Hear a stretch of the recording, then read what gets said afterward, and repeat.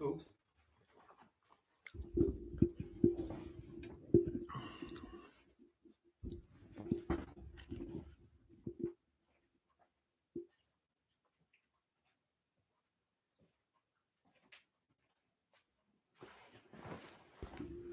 Spätschau 7. Ist zwar noch nicht spät, aber irgendwo ist ja immer spät.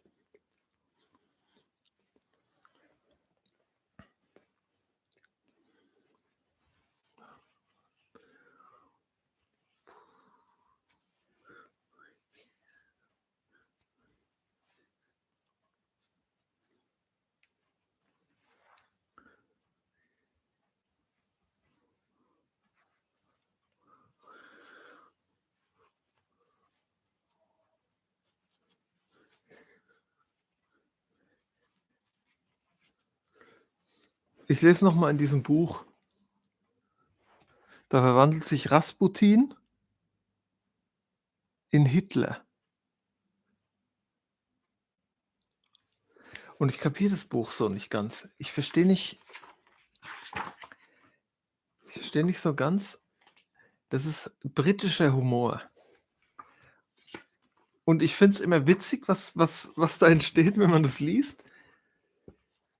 Aber ich würde gerne mal den Autor fragen, was er sich dabei gedacht hat.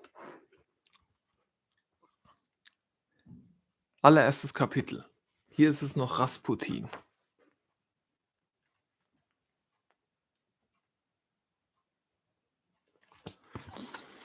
Attenborough's Travels. As per Attenborough's Tribal Eye show a series of beautifully presented tribal gods, idols, etc. Background music of African drums and chanting. Sound mixes through sound of street barrel organ playing Lambeth Walk. The god images now turn to a bottle of light ale revolving beautifully presented and lit. Empty pint glass with froth down the sides, ashtray full of dog ends. Then an open newspaper with fish heads and a few chips. Caption: The Tribal High. A series of documentaries on primitive people. This week, the Cockneys. A slum redevelopment area, pan across devastation to Spike as Attenborough. Spike wears over-large knee-length shorts, oversized brown boots, socks hanging down, and a khaki short-sleeved shirt.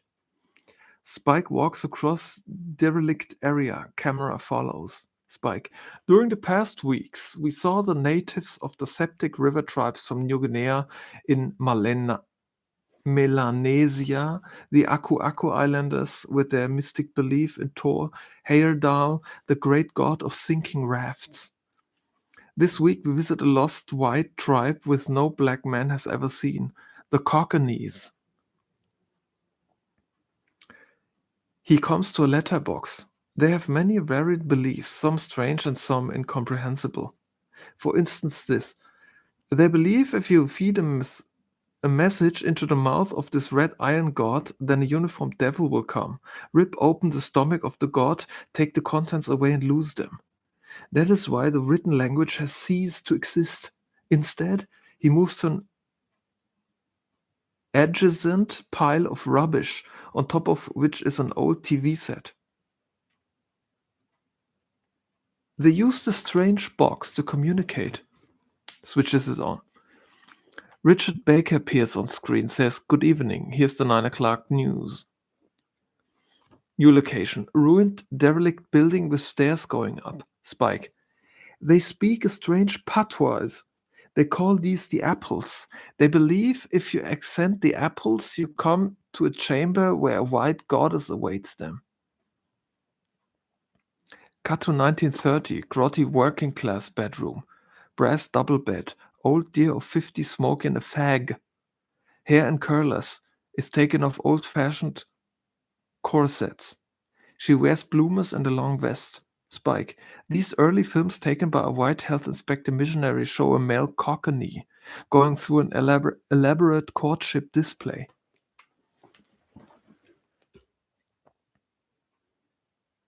This film is in sepia, undercranked, with the sound of Congo drums in background. Old man starts to peel off his clothes, revealing long underpants, socks with holes in, very, very tatty and patched. Spike. He strips away his drab exterior plumage to reveal a surprised delicate underlayer. To arouse the female further, he dons what are called Vignette pajamas, and by drawing his fingernails across his body, he induces a pre-sexual trance.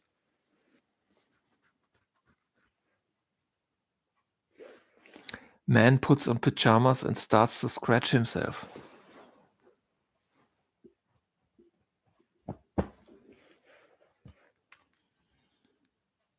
He picks the pole from under the bed and exits. Spike. The ceremonial vessel called the Gesunda is taken out and purified for the night. The old dear lights the gas fire with a match.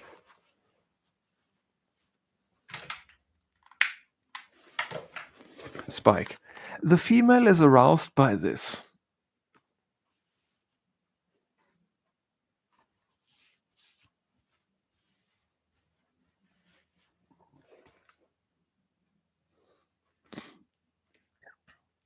Ignites a mysterious Captain Web fire stick, obviously a tribute to some early settlers, and lights a sacred fire with bears, these which, ich sag mal, with anstatt which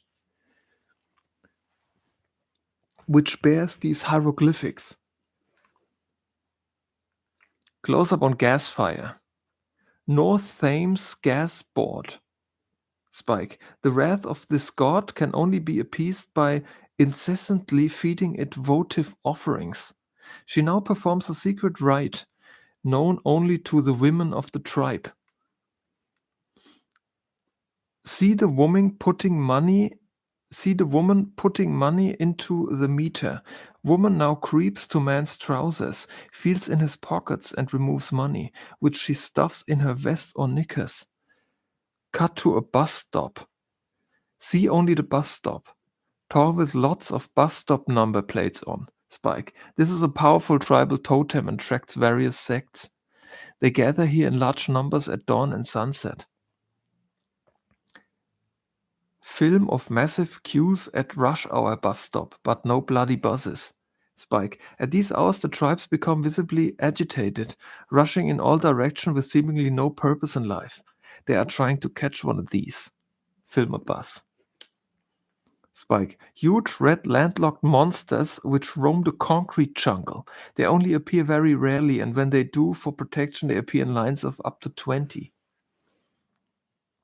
Film of a long line of buses close together in a rush hour. Spike. Members of the tribe vie with each other to catch one. Terrible fight between passengers to get on. Spike. The monsters are tended by a black tribe from another land called Pakistanis, who chant to the crowd, I'll try and get this right, Pakistani, no standing on top. Pass along the bus, please, and there's another one behind. Cut to Spike standing in shopping precinct. Spike. This is where the tribe grow their food and hunt. Spike walks into a fish and chip shop. Several people being served, putting salt and vinegar on, etc. Behind counter is a fryer. Spike is standing next to an assistant Cockney fish fryer, doing sushi. Spike. Can you ask the hunter what he's doing? The second fryer. Yes, I'll try. Eric, this is going to kill you. First fryer. Go on, then tell us. I can't wait. This geezer wants to know what you're doing. What am I doing? I'm frying bleeding fish, ain't I? He says he's frying bleeding fish, isn't he? Tell him it's the right bleeding job and all. You got soppy happles coming in here, half Brahms and Liz asking for a piece of rock. 2 skate, 10's worth of chips, and they give you a 20-pound note for it. It makes you want to bloody spit. He says the gods are angry. The fish fryer takes out a basket of fish, places one in a bit of newspaper. The Sun, page 3 nude.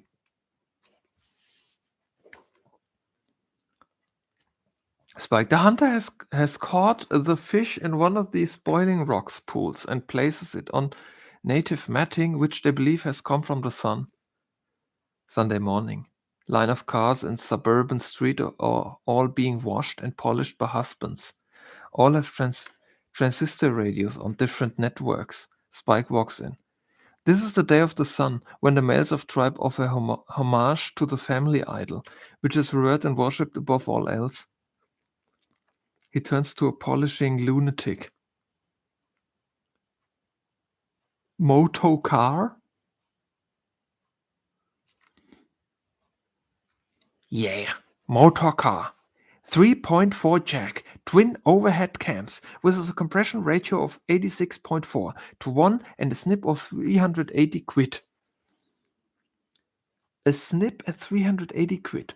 Now, that would only mean something to a member of the AA tribe, who are looked down upon by the great RAC tribe, who live in another world. We cut to Spike outside the street level of an underground station.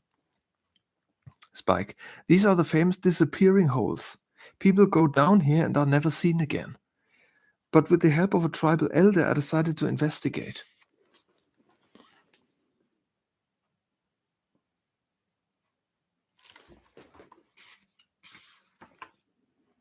Cut to ticket inspector at the top of descending escalator. Yeah, many years ago, when I was a nipper, they told the story of a notable tribe called Mix, who come from across the waters with strange artifacts. He indicates a table on which are laid out a pickaxe and a shovel, Guinness bottles, Navy's boots, the Catholic Herald, and a betting slip. Spike lovingly fondles them. The pickaxe? Spike, how did this instrument evolve? Why does it strike terror into the hearts of all men who see it? We carried out an experiment on the Mick subtribe.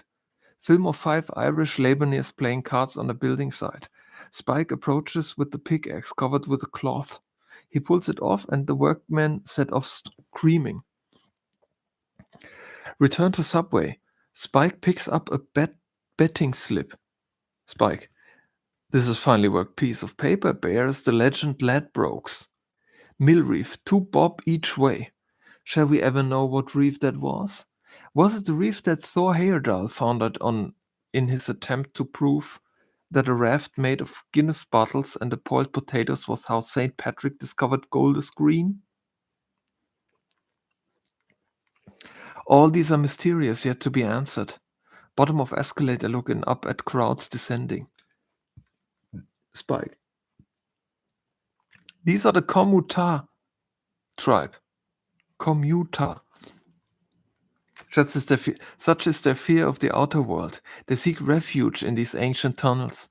They push forward blindingly, hurling themselves into these tombs. Film of Japanese underground rush hour, cross-cut with England. Spike. Which are then sealed and driven away to remote burial grounds with strange-sounding names like Upminster, Cockfosters, East Finchley, and Ealing Common. Cut to countryside, a sign, Tip No Rubbish. Tip No Rubbish, another strange place name. Spike is standing by the sign. At bottom of sign is a litter basket, it's empty. The Cockney erects these wayside shrines, such is their reference for them. They make a point of never putting anything in them. Pull back to show the area covered in rubbish, tins, bottles, etc. Cut to a pond with bedstead fireplace, bicycle frame in the middle. Spike. But particularly moving is the sacrifice of the mattress, the bedstead, and the bicycle frame to the ever-hungry god of the village pond. Spike on top of the steps leading down to a gents' lavatory. This is the Holy of Holies, the sacred temple where no woman may enter. Pan to sign saying gents. Camera follows Spike downstairs to the attendant in the room reading a paper. Spike. This is Bert Noble, a handmaiden of the temple. He worships the sacred poles called Little Woods. The Cockney come here to seek relief in these cells of meditation. Film a row of WCs as Spike walks down them. Let us listen to them at their devotions. Sound of straining, paper grunts, seeds dropping. If you listen carefully, you will hear the music of the water god. A fitting end to this remarkable people, the Cockneys. One wonders what will happen to them when civilization catches up with them. Man rushes down the stairs. Man, out the bleeding way. True indeed. Well spoken, my lord. I agree.